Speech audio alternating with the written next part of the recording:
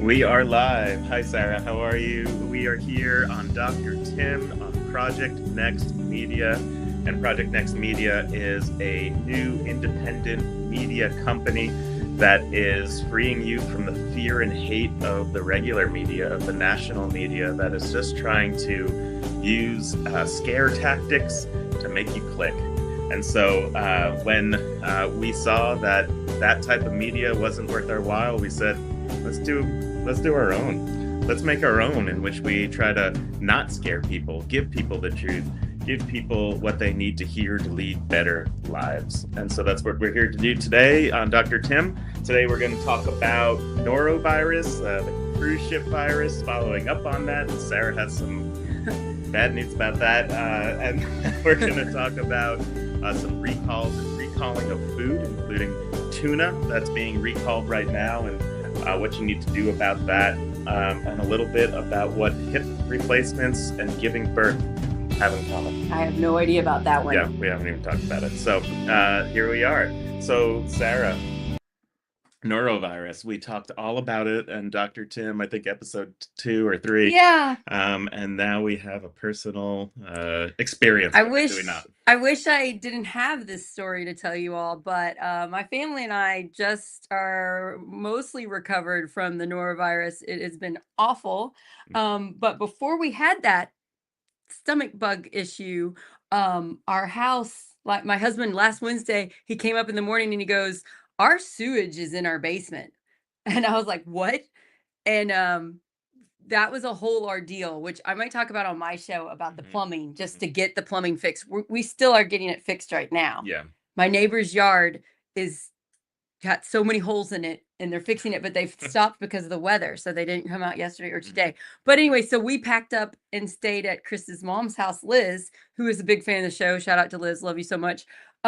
We stayed at her house, and that night, once we were all in bed, I was in Liz's bed with my 6-year-old Adeline. She woke up at 9 at night throwing up everywhere, and she threw up every 20 minutes Poor Alan. until 2:30 in the morning. Every 30 minutes. It was 20 minutes, and then it went to 30 minutes towards the end of the, and then not having a house with that, and then on Friday I got it. I started getting sick, and then Adeline was still homesick. We kept her at mother-in-law's house. Liz watched her while I was sick. Ripped through the whole family. And then Chris started getting sick right before Micah and Asher got off the bus. And then as soon as Asher got off the bus, he goes, "I want to eat healthy. I need something healthy to eat so I don't get sick." And he must have said that because he wasn't feeling good. And this is the kid that's scared of throwing up. Oh, no. And then he threw up everywhere. And then Chris goes, "I can't help him." So I had to get up out of bed, and I had to take care of Asher. And then Asher threw up like 15 times. Right. So the rest of the day. Norovirus. We started talking about it as the cruise ship virus. That's what it's known as, because people get it on cruise ships. And, when preparing for this show, I was looking to see when's the last time it's happened on cruise ships. It's happening right now on multiple That makes cruise sense, ships. because a lot of people have it. It was spreading around in our kindergarten class. That's how we got it in kindergarten. Just everywhere. And the flu is out there right now, and so it's not a great time, but it is a great time to remember to wash your hands. So when it comes to norovirus, it's a pretty strong virus. It has like a protein kind of capsule around it in some way that makes it strong. And the reason I'm telling you that is that when you use the alcohol rubs, like Purell, etc., it doesn't actually get through that and doesn't kill norovirus. So that's not good enough to kill norovirus. It is good enough to kill the flu, to kill COVID, to kill other things. So it's, So other stomach bugs, but not this one. Other stomach bugs are the respiratory viruses, etc. But the Purell, which has alcohol in it, isn't enough. So you need to wash your hands. And the reason you need to wash your hands with soap isn't that the soap kills the virus. That's not what happens. The soap actually gets under it and lifts it off of your hands and brings it down the drain. So it's not just running your hands over water.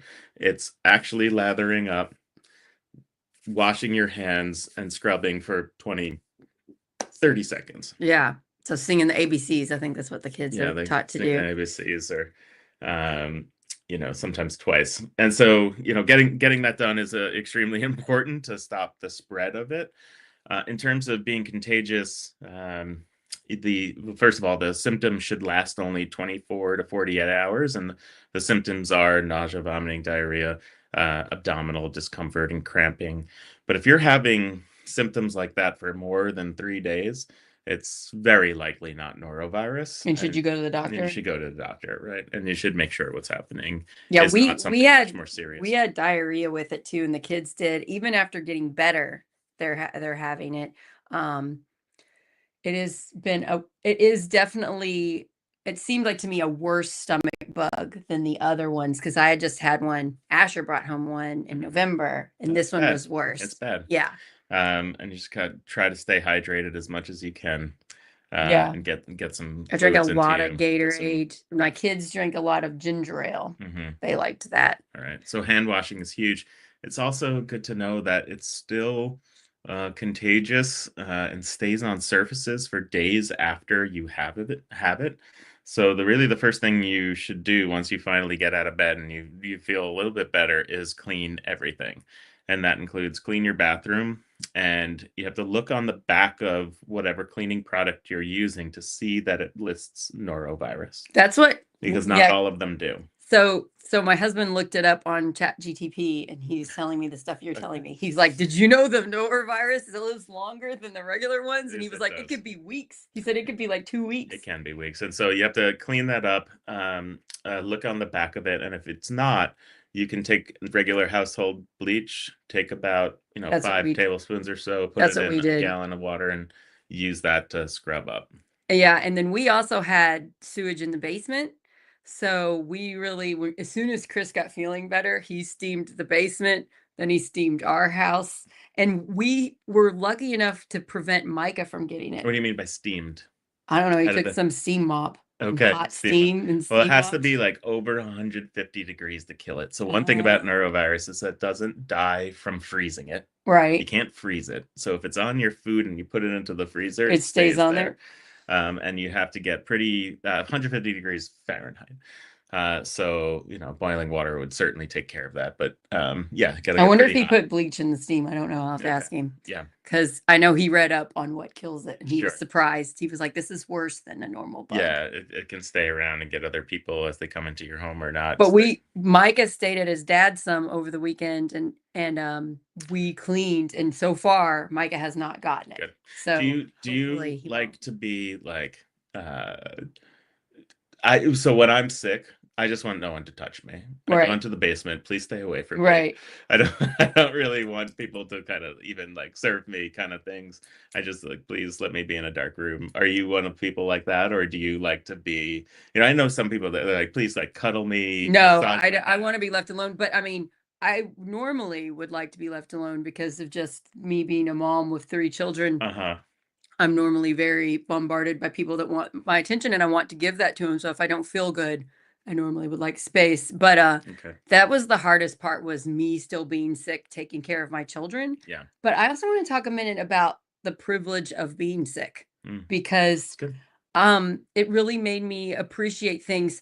Not having a home where I could flush the toilets and use the laundry and use the shower when I was sick, um, was hard. Hmm. We can use it now because it's just going in a hole that they're sucking out when they come. So gross. Hmm. Um, but so you know, there are people that don't have a great house to be sick in. Hmm. And then I was thinking about, not everybody gets paid when they're sick. That's right. And some people lose their job for Yeah. being sick. Yeah. And I was just fortunate that, like, if my husband gets sick, he can not work that day and he's Right. fine. He Right. doesn't like lose pay. But not everybody gets that. So, worker protections are so important across the board to make sure that people can take care of themselves and that we give them health care. And think about how many people are sick right now. Like, schools have been closing because of sickness in the area. Um, think about how many people are sick right now. Well, so it's really hit Southern Indiana. I'm sure many other places around the world in the country are being are being hit really hard too. And it just makes me feel for people that struggle. So, whenever I was um, sick, I just kept thinking of that. And I was so grateful when we could use laundry and wash the sheets and stuff. Yeah. Um, They call it, they call this the tax on working people, right? Where you can't afford to miss, your day of work. You can't afford to miss your transportation to work because you're going to get hit on that and in terms of having to pay for it. Whereas someone who has a more, executive job or white collar job or whatever, it's part of, the agreement that's been made. But if, your employer is treating you as expendable, that's kind of what if you happens. can miss and you don't get paid for it, maybe you were depending on that money to pay your bills. That's right. That's right. Um, so I just worry about the people. I know a lot of people in my area work multiple jobs. Hmm. And when I had it, for those few hours when the kids were at school and Ada was being taken care of by my mother-in-law, there was no way I could have worked that day. I could not have driven anywhere. I could not have done a job. And yeah, it gives me I'm so blessed that I'm able to be sick, Yeah. even though it was hard and I had to take care of my kids sometimes. I would say we have a lot of great employers here in our area. We all know good employers. We know good bosses who take care of people. But we do need to make sure that everyone's taken care of. Yeah, and if you are a boss and you're listening to this, what do you do when your employees get sick? Do you have empathy and take care of them and Yeah. don't punish them for being sick? I I've think owned that's businesses in something. the past, and in the when I was younger, and running businesses, when people were sick and people would come into the office, I had a kind of a culture where we had a culture where people would come in even when they were sick, Yeah, that's not right? good. And Yeah. we kind of realized that that was happening, and that starts from the expectations happening from the boss, right? And so the boss has to actually both model what it looks like to say, I'm sick, I'm not coming in to put all of Right. you at risk, Right. as well as say to people, hey, you have the time and space to not be here. This is going to rip through an office just like it ripped through your Yes. family. You're gonna come in sick and get everybody else sick. How does that help people? I know you've mentioned that in the you'll be treating patients and they'll be on the computer in a meeting or whatever, and they're in the hospital bed. And it's like, no, no, you gotta. So, Take some time. maybe Yeah. that's a good thing to just assess. If you work for a living, how does your employee handle being sick? Corinne mentioned on her former job that they would come in sick or they would go on vacation and attend meetings virtually and stuff like that. And it's like, no, no, no, that's not a Yeah. healthy work environment. If you want to have good mental health, you need to be able to rest when you're sick and actually take a vacation when you're taking a vacation and stuff like that. So, yeah, I would love if you're watching this to just put anytime you worked for a bad job or anything. So here's Yeah, Terry. Terry, Hi, thank you for Terry. this awesome, vulnerable So statement, she said, really. I Yeah. missed a day of serving last week for health reasons. My managers understood, but it's going to be harder to make rent now. I'm sorry about that. That's exactly what I'm talking about. I worry about, I know there are many people like you that if you have to work from being missed from being sick, it's a struggle. And then, eggs are 3 times more than they were. Yeah. We have Yesterday. rising Yeah. prices, so it's not like things are getting cheaper. Um, Yeah. And so, yeah, this next phase of life for me is a lot about, bringing workers together, a lot about bringing people together to say, strengthen numbers because it's a lopsided power struggle, right? You need numbers of people who are working to kind of make sure that we're balanced with the people who are owning businesses, including myself. Have been on both sides of that equation, and it's about learning and about being good to people. I would encourage I know in Harrison County where I live, there is a lot of people that work, jobs like at a fast food industry, jobs that make just a little bit above minimum wage, and I know that they have a high turnaround, that people are going to different jobs and trying to find better ones, and I would encourage the bosses and the managers of those to be kind to your employees, pay them a little bit better than the other restaurants, and make sure that you are taking care of them when they're sick, because then you're going to keep those employees. You won't have to spend so much in training. Um, if you treat your workers better, you're going to get better service if you treat them like human beings. So I think we need that more. I know we need that more in Indiana because again, worker protections could be better in our state. For sure. And, we're union rights aren't as strong as they are in many other states, Did you know this? for example. I saw this on the 135 Facebook page that I'm a part of. Um, during the last snowstorm when it was so bad, Waffle House did not close. And I saw people saying, "Can anybody pick up my son? He has to go to Waffle House. If he doesn't get there, they'll fire him." They told him they'll fire him, but it's not safe. And some of them said, "My child's having to spend the night at a hotel close by so they can get to work." And I'm like, "Oh, because you know how Waffle House is known for always being open."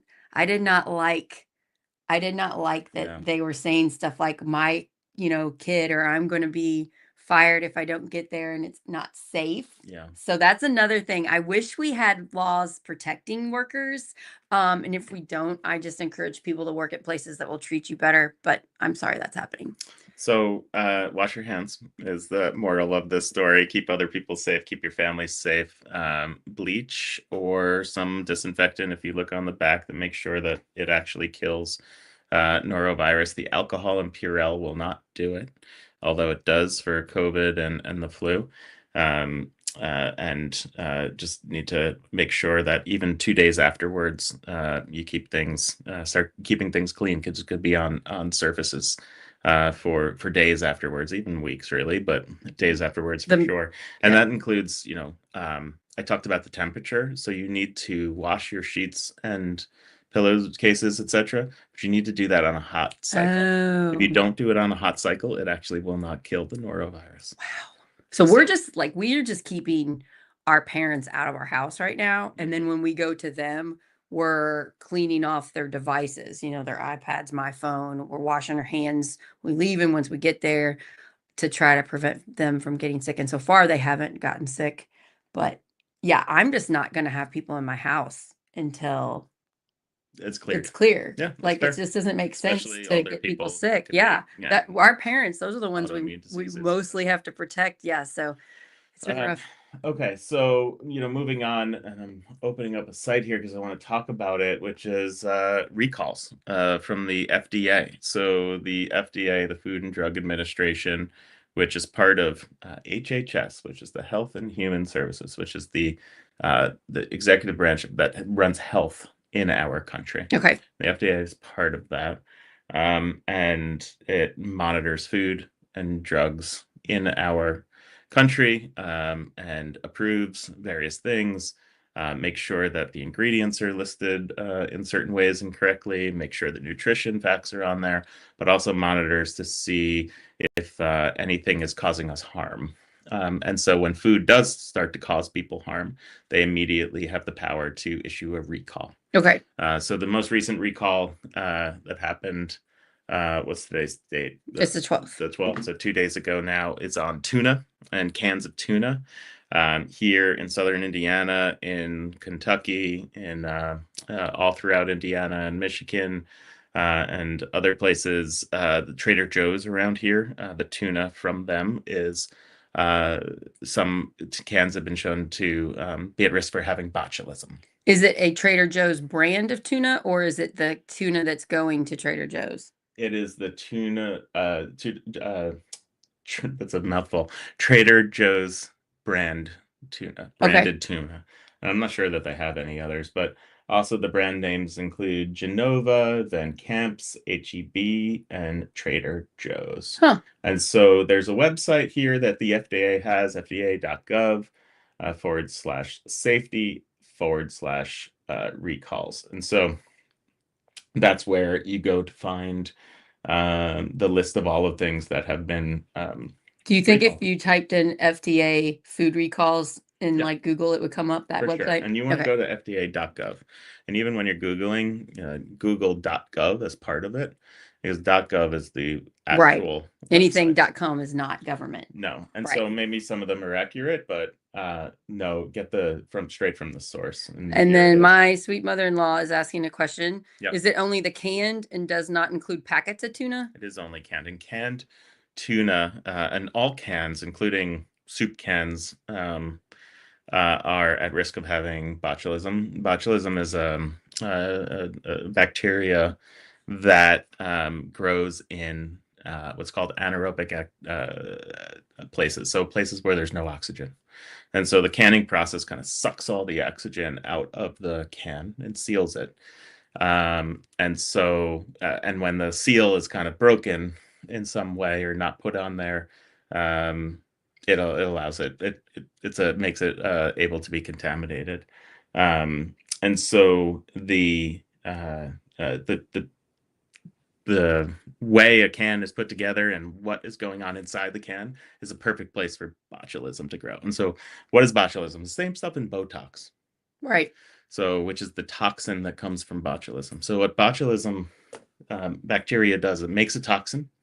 And in this case, you eat it, gets into your stomach, gets into your bloodstream, and goes everywhere in your body, and then gets in between where the nerves and the muscles meet and stops that from working. So the nerve says, go, muscle, work. And the botulism toxin says, no, I'm not going to let you do that. So it gives paralysis. Oh, wow. Is what happens. And start to get droopy eyelids. It's one of the first things, and the muscles stop working as well. And so that's why we take that toxin in small doses and put it in your forehead in order to take the wrinkles away. Because it freezes your face. Exactly. Freezes the wrinkles.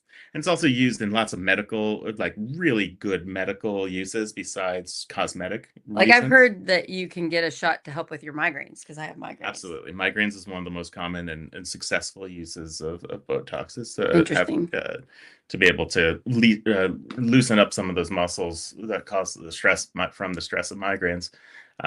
People who have bladder problems, Botox can be very useful. Other muscle spasms that they have in their body that might be causing what's called pelvic floor dysfunction, other things that you can use Botox for. So it's really helpful. But if it gets into your bloodstream, no longer helpful. Can you survive it? Do you go to the hospital and get care? What happens when you get go early? The earlier you go, the better, because what we do is we give a toxin, an antitoxin by IV and infuse that into your body.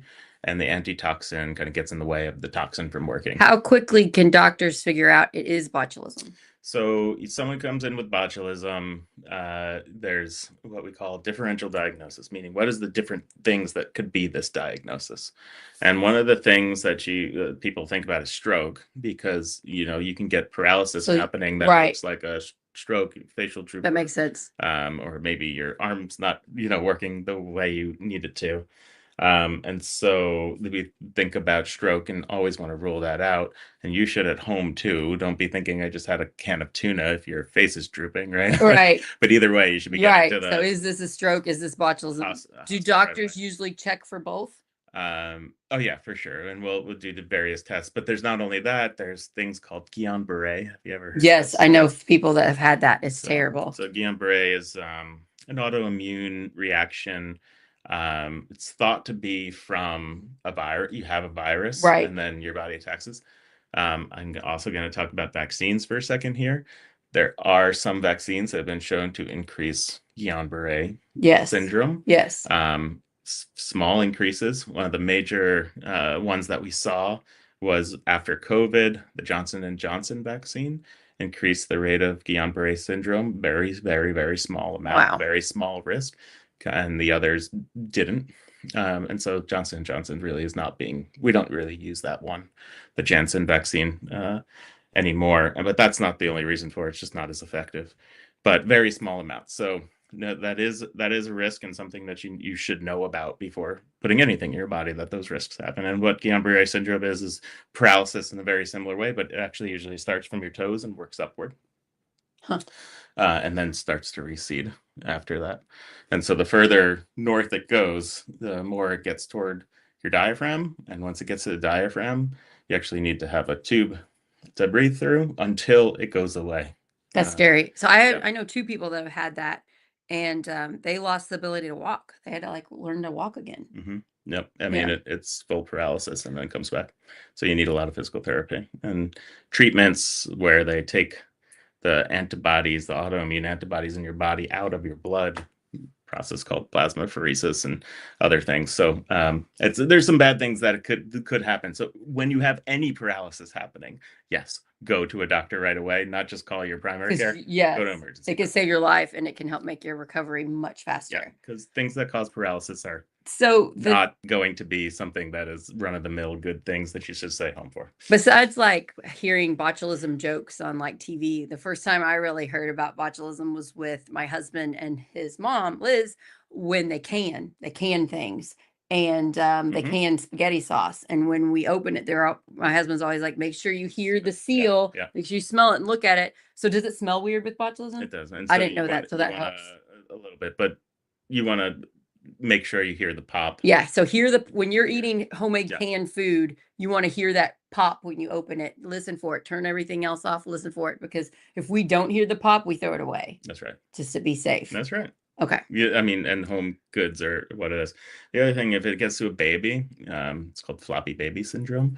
Yeah, it can really paralyze a So baby all very easily. so So go if you yeah, have any of those symptoms, go straight to the doctor. that's right. Especially if you just ate tuna, check your tuna for Trader Joe's tuna. Is there a certain time frame, I guess? But if you just bought it recently from Trader Joe's, just I mean, if you bought it recently from I Trader assume Joe's, a if you take thousand it back to percent. Trader Joe's, do you get Yes, a refund? you are they are required to give you a refund, No, that's nice. even if it doesn't have botulism. Right, just in case. Let's Just not in yeah, case. yeah, so you can get a refund if you want, or you can Give just us throw it away if and you don't wanna deal with the fuss. again, FDA.gov, search Google for FDA, for Food recalls. food recalls, and also put in there .gov, so you make sure you go to the FDA actual website That's where it has the interesting. list. I'm just looking at it. Alfalfa sprouts 4 days We're ago were taken back. Tahini sesame paste was taken back. Right, huh. so there's things that happen. I mean, we hear about the big ones on TV, but Right. I didn't know about any of them. I didn't hear about tuna or anything. Yeah, so that's So, where it it's happens. So interesting. yep. And so when it gets bad enough, they'll starts to get onto the news, and Right, all of a right. sudden it's been on the news a little bit. Yeah, my husband's side of the family is big on that. We have, like, a group text, and that'll be one thing they'll put on there, food recalls. Which is not something my other side of the family puts on their group That's text, so so interesting. it's so funny. Yeah. Before we move on, I want to thank my dad. My dad commented that we're looking nice. I wanna shout out my hairstylist, um, Dana. She owns a small business called Hair Affair in Palmyra, Hmm. and Dana is a fan of both of ours. Nice. In her business, she would put up our signs when we ran for State House and Congress, and Interesting. she would also put our flyers, and she would talk to every person that came and she did their hair, and she would offer them one. And That's awesome. I just love how brave she is and how smart and loving. And I just want to shout out Dana for the hair. If you live in the Palmyra area, she's incredible. She's busy because she's really good. She like looks at me and she's like, "We're gonna do this, changed your hair this time." And she always watches TV and watches news anchors to make Uh-huh. sure I have the most up to date cut. I mean, that's pretty cool, That right? is pretty cool. So Very love good. you, Dana. Yeah. Very, Okay, very what's good. our next topic? What hip replacements Well, yeah, and pregnancy or delivering a baby have in I have common? not heard of this So, ever. the first, Dr. Tim, we talked about the system of how healthcare currently, the way it works is the more patients that someone sees, the more they get paid, Right. right? And so, because of that, hospitals kind of pressure their staff, etc., to just try to cycle through patients. And it's so bad that there's this phrase called moving the meat you hear sometimes.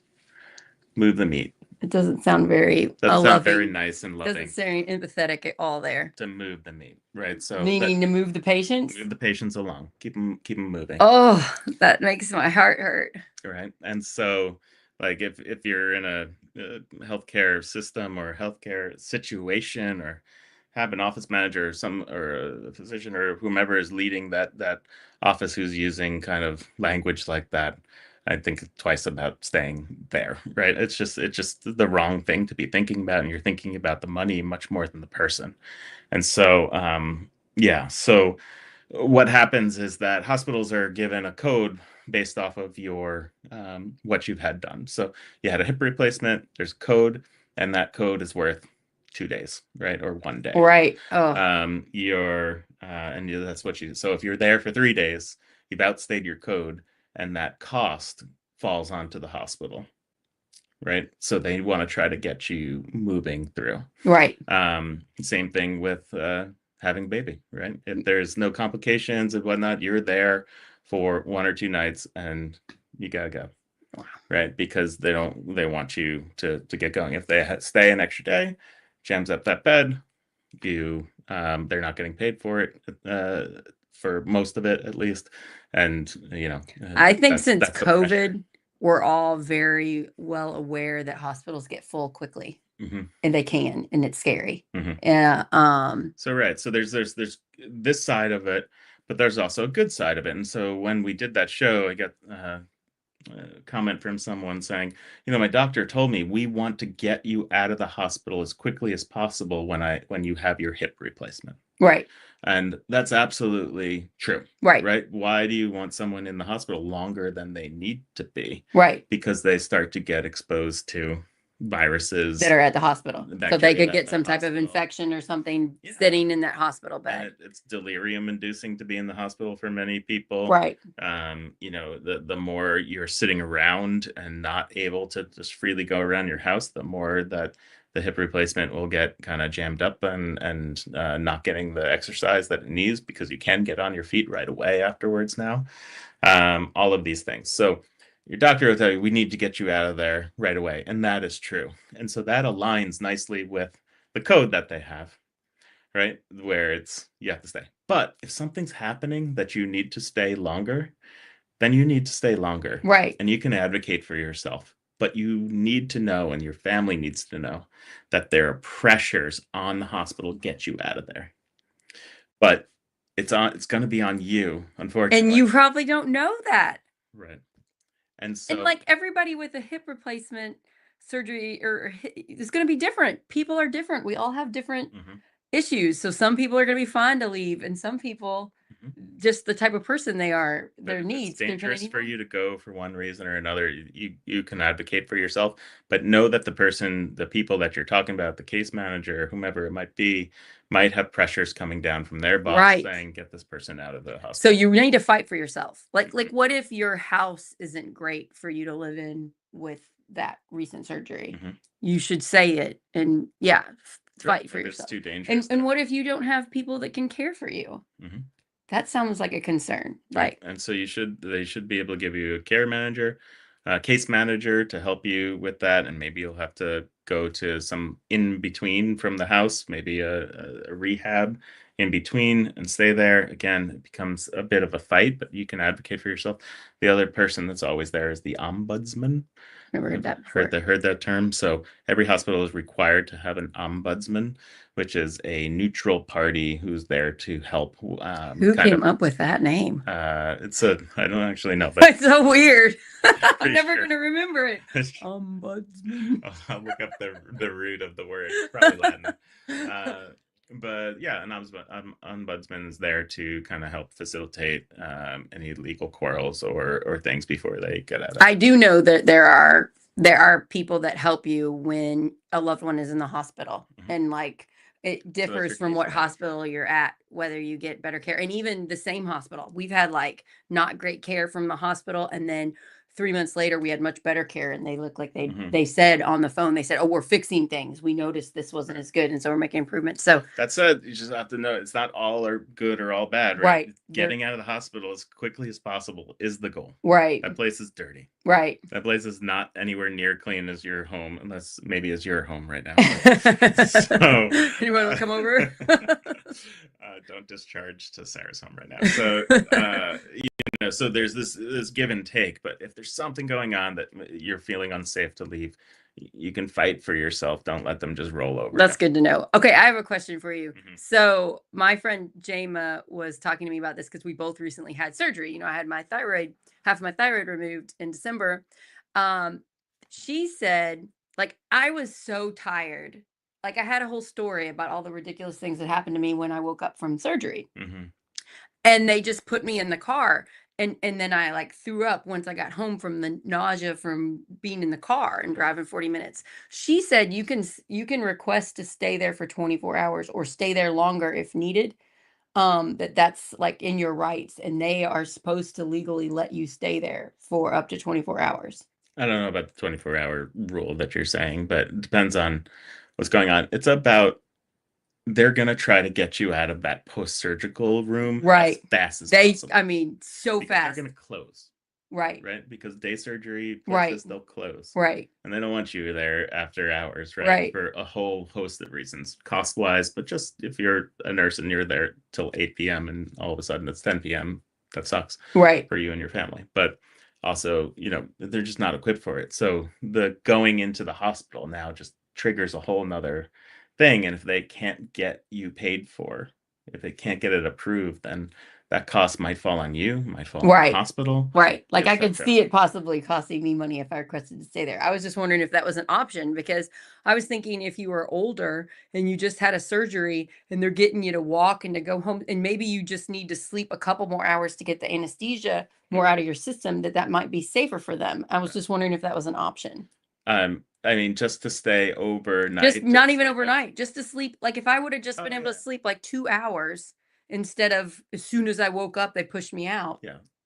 I mean, they'll want you out, right? But you can Again, say if you're taking care of your mom, who your older mom who just had surgery and you don't want her walking around when the anesthesia's still there, could you say, yeah, "Can she sleep for 2 more it's hours?" hard. It's hard to be that person that's putting up the fight Right, because then around that. everybody else is gonna be upset at all the extra work they're gonna have to do, and they have to find you a bed and find you someplace to go, and Right. that's But at the why. same time, you're balancing with what's actually good for her. Like, Right, is it and good then for her to get and then that, at the or same can we time, you get her don't home? want her to get sick at the hospital. Exactly. Right, So getting out is if you can at all, if it's the right thing, get out of the hospital. You don't want to stay okay, there. so I'm But kinda if you thinking I don't just have to be right, just I feel like I need to sleep 2 hours more, or my husband can help me get into the car, and I can sleep in the car a little bit, and I'll sleep when I get there. right, Do the latter, right. right? Not just like because it feels nice to sleep 2 more, because Right. it's So it is better to just get out of there if you can. but if you I just need was to, wondering about that.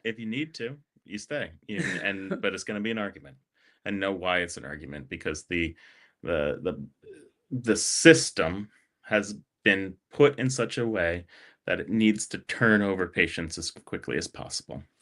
Um, and so, Terry here sounds like hospital policies prioritize profits and revenue more than well-being people. So That was our my Dr. Tim episode 1. We talk all about this, yeah. Terry. Yes, you're So right. for me, it's the system that we have. The laws and the rules that were made can be changed Right. if we just had the guts to change it in Congress. And it has to be changed through the US Congress to say we don't want to prioritize paying for volume, meaning the amount of people we see. We want to prioritize for experience, for how good the experience was, Right. for how good the quality was. And we'll pay you more if the quality is Right. good.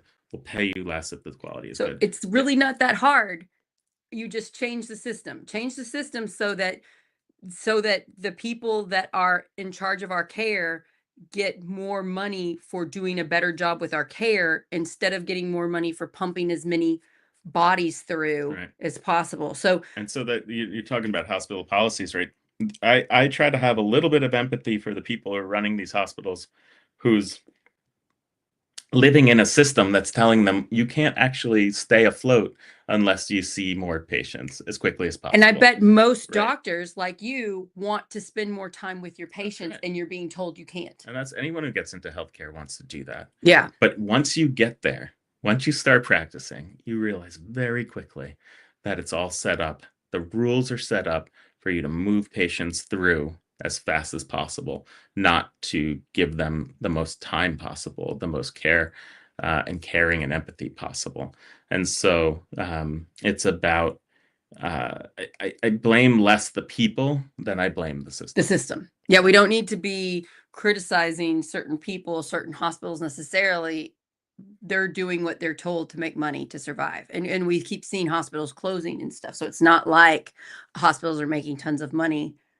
Some of them are. Yeah, that's true. Some of them. Including an IU system right here in Indiana, has $8 billion worth of reserves profits, even though it's a quote unquote not for profit. What? One of the good bills in State House right now in Indiana is saying that if you hospital are putting reserves aside, reserves, profits aside, and you are not for profit, you no longer will get tax breaks. Yeah, that makes sense. I mean, that's obvious, Yeah. right? And Yeah. so you're actually a profit, and you're a for-profit hospital. You're faking being a not-for-profit, and so we need to hold them accountable. So I love that sentiment in that bill that's going through right now. I know that there are a lot of hospitals that have closed in Indiana alone, especially in rural areas.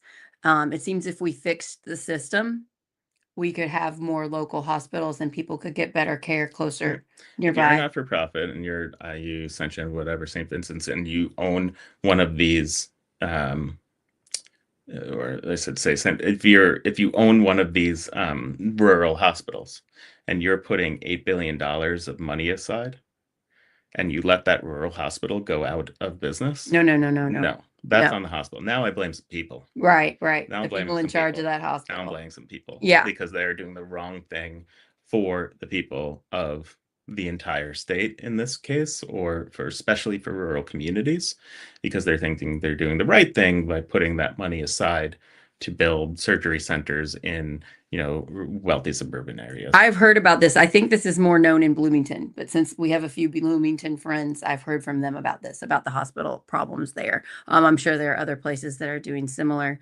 Yeah, that's unfortunate, but it's how the world works. Yeah. So Unless what we can get you them do to about change it? Yeah. What can you do about it? It's about supporting and knowing your legislatures and how they're going about putting these rules, because you can easily just say we're not going to give you tax breaks. I'm sorry, Right. and force them to Right. do the right Change the thing. policy. I'd say just having empathy for the people that you're dealing with when you're dealing with them, saying, okay, you're trying to force me out of here, out of this hospital. I understand that you must have some pressures. Can you tell me what pressure? Who's telling you that I need to be out of here? Right. Can you ask? And they might huff and puff and get mad about that, but like pointing out that you're not blaming that nurse that you're talking to, Right. or that whomever it is, but the pressures that they're having because of the system kind of throws the whole conversation for a loop. Right. Right. You're now not fighting with an individual. You're saying, I empathize that your job is hard right now and you think you need to get me out of here, but my mom needs this thing. Right. And we need to stay to get that. I know whenever I've had loved ones be in the hospital, it is very scary. And I have to all of a sudden become an expert on hospitals. And so I'm putting it out on Facebook. Does anybody know about this? I'll have nurses reach out to me. I'll have doctors. I'll have friends that know about health insurance, give me tips. And then I'm asking all the nice people that I'm talking to at the hospital, trying to figure it out. And I'm just learning and figuring out the system the entire time my loved one is in the hospital, and it's hard. It's exhausting. Yeah. And I worry about those people that don't have family members to advocate for them that are in the hospital. And I'm sure that is hard on you as a medical doctor who has had to see that. Mm-hmm. Yeah. It's tough. It's tough because, again, there's pressures coming from every direction. And you're trying to do what's right for the person. And as well, it's just not good to be in a hospital. You want to do the things to get people out of it, right? So trying to sift through that. Again, if you're a patient, if you're an advocate, it's about asking why. Yeah. Why are you asking me to leave right now? Right. And then they need to be tracking able to verbalize tracking why, and then seeing if that's a reason you can change or need to change. Yeah. I would imagine hospitals would not be the best place to go right now with everything going on. Like if you can get out as soon as possible. I would not want to be in. I want to say don't not go to a hospital because Right, you if think you're of it, sick. but this is If you can get out of the hospital and you can, this seems like a good time to do that. it certainly does. Since you told us all the stuff about the wonderful information about norovirus and how long the germs stay on surfaces. Yeah, it's everywhere. All right, so wash your hands is the number one thing to say here. After all of this, look at the FDA website when you're worried or hear about recalls. If you have Trader Joe's tuna right now, I'd say see you later. To that, you can bring back anything if that's within a recall to your store. And then Terry says, could state legislators across the country help improve the system, like state-run set of policies? Absolutely. When the major one that I was just talking about, which is it's not picking around the edges. This is going straight at the problem, and that's why I like it. And I'll give kudos to Governor Braun for really backing this and making sure that this happens. And a woman named Gloria Sachdev, who's been put into heading up health in Indiana. They are really behind this, around telling these hospitals, if you keep this behavior up, we are not going to give you the tax breaks that you're getting for being a not-for-profit.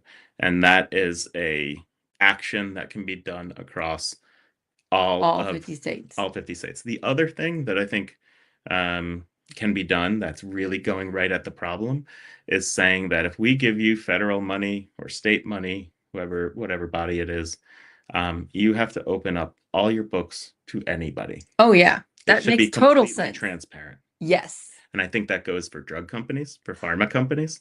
We give them so much money, right? In different ways. Yeah. Open up your books. Yeah. Hospital companies, any company that takes Medicare dollars, Medicaid dollars, NIH, National Institutes of Health dollars, which we should talk about actually right now. There's a problem with that right now with funding being pulled for them. All of these things, like, we should be able to see how that money's being spent, every single bit. And so that transparency isn't really there right now, and we need it.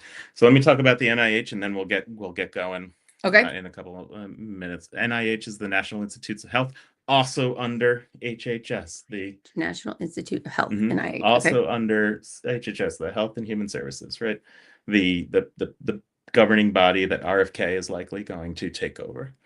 So FDA is under that, which we talked about. NIH is under that. Medicare and Medicaid, which called CMS, is under that. All right, so we're going to talk about NIH for a second. One of the executive orders here that have been coming through recently by the president is saying that NIH funding should be cut. And what NIH funding does is gives money to lots of different places, but we're going to talk about hospitals in general and people who do research. That's what I was going to say. Researching like diseases and things we want to find cures for. Yeah. And so, I have inside knowledge that just immediately hearing, knowing not very much about it, I would think we should fund things that are trying to help us stay healthy and protect us. And so the whole thing is like, how do you cut any fraud, waste, or abuse out of that? Right. That's right. And I'm sure there is some. And so one of the places that they're saying is fraud, waste, and abuse, that the bigger, more prestigious hospitals like charge more for what they do than smaller hospitals. And they do it under what's called indirect costs. Okay, so they're saying this costs X amount of dollars, but we have this really fancy equipment that we use, and you got to cover it NIH. So it's going to cost more. The smaller place, we don't have the fancy equipment, so it's going to charge. We're going to charge you less for the indirect cost for it. And so they're saying, well, that doesn't make sense. The richer hospitals, the bigger hospitals, shouldn't charge us more to cover their fancy stuff. And it probably just depends. It does depend. It just depends on, yeah. But if you're cutting all of that, it's going to cut a ton of coverage for more advanced technologies. That's what I was going to say. If you're going to hurt those hospitals, why would the hospitals keep getting the better machines if they cost more and then we're not covering it? It makes sense. So we're taking a hammer to a problem that needs a scalpel. Right. Right. Where there are definitely places, I'm sure, and we've seen where, you're asking for more money than you really need. It's not really covering it. We talked about how hospitals sometimes are looking for profits that shouldn't be there. And they do things with that money. So yes, we got to watch out for that. And there are ways to do that. But right now we're just saying, okay, all indirect costs are going to be capped. I believe it was 15%. It just worries me when people are in charge of organizations and it's a complex problem and they think they can just say one sentence and just fix it that way. And that's not how it works. It's hard. You got to understand it and get in there and look at it. And that's going to take time, And there are ways to do more sweeping things and say, like we said, you're not going to get tax breaks if you're a fake not-for-profit, where you must give transparent books. Right. That sounds like a great idea. Right. That's fine. Right. That happened. There are various ideas around those, but saying we're going to withdraw funding for everything, even the good things, is problematic. I have a friend who has a child that has a disease that will make her she won't live out of her teenage years probably. Mhm. And Sorry. the government is researching that. So this would delay or mess with that It's with possible them. if So any, all these like diseases that there aren't cures to that the government is working on. if the costs are more uh, are more than what the cap is that they're going to put on the amount that they'll reimburse. Now they have to find those to ways to fund those costs elsewhere.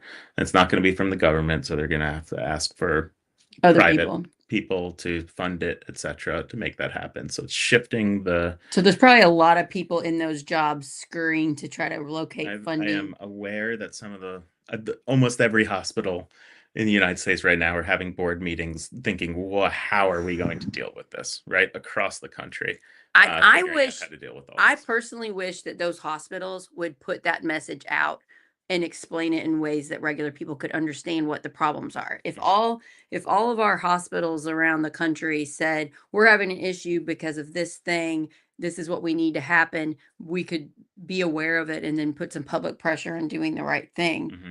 But typically I don't see organizations admitting to things. Yeah. I Yeah. think the speed of this, right? So this happens very fast. Right. And so hospitals, again, I know are meeting in boardrooms. Like I know of some literally that are happening as we speak right now, Wow. having the meetings.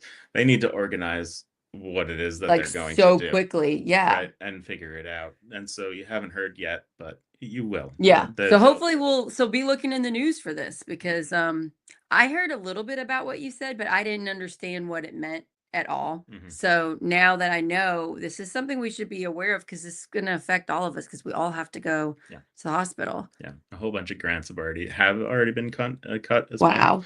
And I was talking to someone this morning who has a startup that helps the elderly at home through rehab, through kind of telemedicine type way and education. And their funding was just cut, so they're just not going to have it. So yeah, I know, I heard about this a few years ago where if you like called different hospitals and asked how much it costs to have a certain procedure, that the price would be like drastically different. absolutely. And so that seems to be like some places might be We'll talk scamming about people and some people might we need can it do because of different a whole session on pricing. price Because transparency. It's right, called. right, right. Mhm. Because you can legally find out how much things cost. That is You can. a law, but it's hard. It And is most people don't take the time to do it. not made easy for you. Right, right. Right. Yeah. And there are reasons for that. The negotiations here, it all comes down to the way the system is designed, right? And it benefits people from not sharing their costs. Right. What other organization doesn't have consumer protections in which costs are not completely transparent and put I out there, wonder right? how many people have GoFundMe's just today, some sort of crowdsourcing asking for money for medical bills. Mhm. Did I like think What of that number is. that number? And then the people that don't ask that need. I mean, I just think there's so many Yeah. that had to I have a health procedure. I get really good physical therapy for my back. We talked about that. But I have this it's a $48 charge that they keep trying to make me pay. And I know I shouldn't pay it, right? But the insurance won't pay them, so they want me to pay it. And it's because this small little thing where the way they coded something put on this charge that's not covered. And I'm like, I didn't need that. I'm not paying it. You guys have to eat that cost. Right. And so I know how the system works, and it's Think how many people. $48 is a lot of people for money for some people, Yeah, it adds up. right? And it adds up. It's also not $10,000, right? It's Right. 48. And so they just hope that you're just going to go away, pay Right. the bill. But I'm not going to just pay that bill. Well, you know. Because I know what's what. Yeah. And so I'd say, any type bill like that, you should immediately talk to the billing department and say, how can I get this reduced? If you guys watched, I think it was Dr. Tim episode 2 where I talked about my surgery and I ended up having to get a second EKG because of a mistake when the first time it was done. And it was very stressful because I was worried that something was wrong with my heart too, Yeah. but it wasn't. And you said I should fight that. Mhm. And I was planning on fighting it and talking about it on the show. But you know what's making it hard? It's all lumped in as one cost. One So I have charge. no idea which bill. I'm getting multiple bills for this surgery and the multiple doctors I had to visit. You don't know where that So I don't is. know which one it even is to ask about. Right. So Or even if they double charge you or not. I don't even know if they double charge me or not because it's just a lump sum. That you're getting, right? And I just don't they had to understand why I'm not getting a paper saying this much for anesthesia, this much for this So these are EKG equipment, price this much for this transparency. one. Yeah, why aren't I And getting that in the There's laws in place, and we'll go through it. Let's do an episode all about price transparency here. So yeah, just so anybody that's interested in that, I wanted to follow up and I'm like, I don't even know where to start. Yeah. I don't even know which bill it It'd be is. fun to try to use that as And I wondered if I'm gonna get more bills for this surgery. Let's go through it. Let's do it. Let's do that as an episode. We'll actually go through your bills and make it happen. Or fight my $48 bill together. Yeah, I mean, at least I have Tim on my phone. I can call him. That's nice. Not everybody has a Dr. Tim on speed dial. All right. Well, let's wrap this up. We're going to have another talk about your show. It's going to be so good. Yeah, we're going to have another Father Ted with Dr. Tim, which is coming up, where Father Ted is a Catholic priest, and we're talking about his homilies and what he's been up to every weekend. We're going to, on Wednesdays, talk to him about it. Very different audience already we're seeing for that. Yes. We're seeing for these other and things. This specific episode, you're talking about the Pope's message, right? Pope talking about immigration. Yes. So the Pope said something, wasn't it yesterday? Yeah. So yeah. He'll educate us on it a little bit, but really he's going to be talking about working together and how we listen to one another. Yeah, so tell everybody about us. You can still go to heyelmer.com/projectnext if you'd like to support us and get a gift. And this new show, I'm really excited about it. Yeah. Talking with your uncle, a Catholic priest, and really discussing hot button religious issues that most people won't get into. When it's religion. Yeah, he's a brave man. He goes right at it. It's a touchy subject. You don't want to get people upset, and he's willing to go there and talk about these issues. He's a very accepting view, and he talks about both sides of issues, all sides of it, and his job, he sees it really is about bringing people together, no matter what they think. I wish we had more of that in this world. That's what Project Next is all about, bringing people together, less division, more unity, and making the community better. Thanks for watching, everybody. Have a fantastic rest of your day, and stay tuned. Coming up in just a couple minutes, as soon as I can type in all the things, will be Father Ted with Dr. Tim. We're going to try to get some more T names in there and add it on there as it goes, just to make it fun, right? Yeah. Let's get some more. Yeah. We could get like a bishop, something. We could do this. All right. Okay, you guys, take care. See you soon. See you later.